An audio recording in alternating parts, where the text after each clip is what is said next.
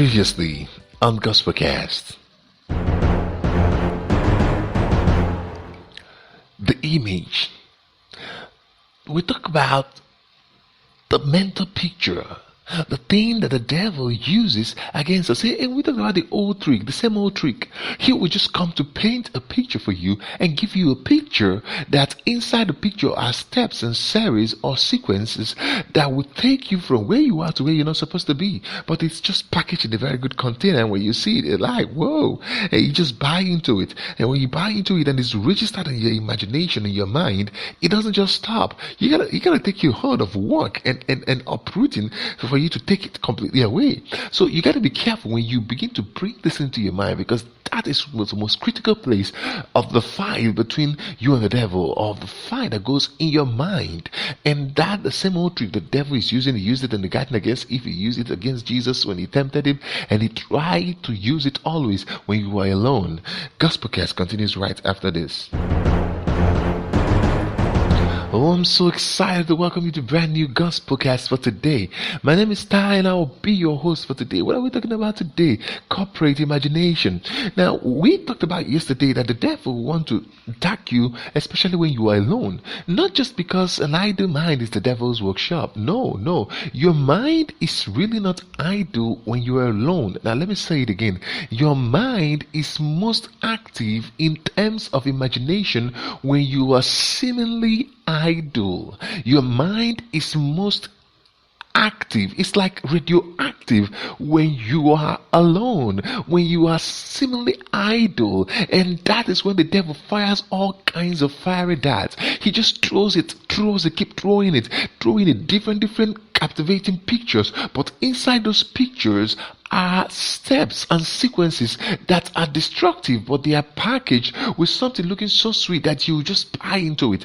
And once your mind sticks into an imagination and buys into it, it is difficult to just throw it away. And the devil could just keep feeding you the sequence until you can even completely destroy yourself. It's just like packaging poison in the very best of containers and making it even sweet that you won't realize that you're eating poison. And that's the way it happens. But today we're going to look at something very, very critical, because today is going to be the antidote, not just to overcome the devil when the devil begins to throw things in the imagination of fiery darts. No, but to achieve the impossible. The power of imagination was designed to achieve the impossible. And we go back to the Bible in the book of Genesis chapter 11, and we know the story of the Tower of Babel.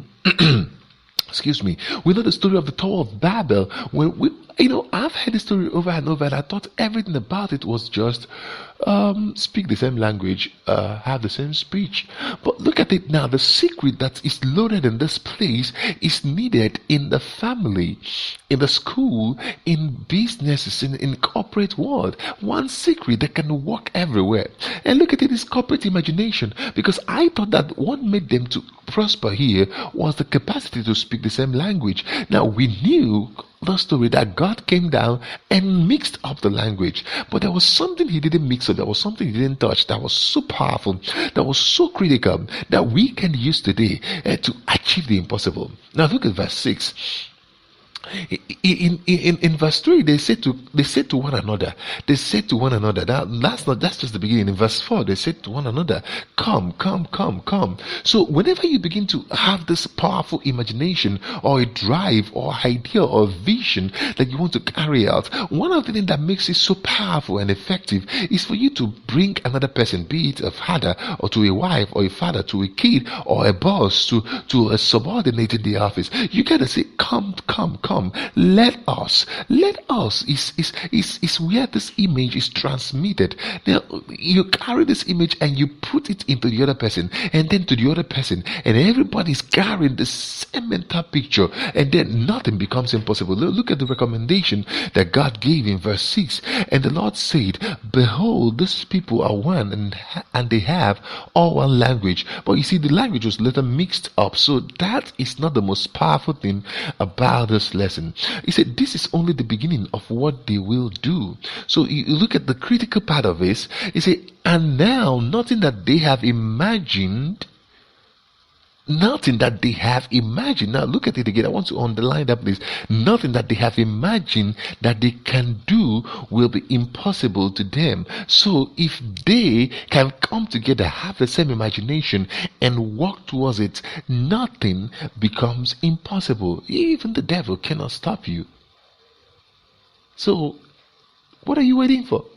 Go out there, call the other person, come, let us imagine, let us reason, let us have the same thought, and let's do the impossible. God bless you. I'll see you tomorrow.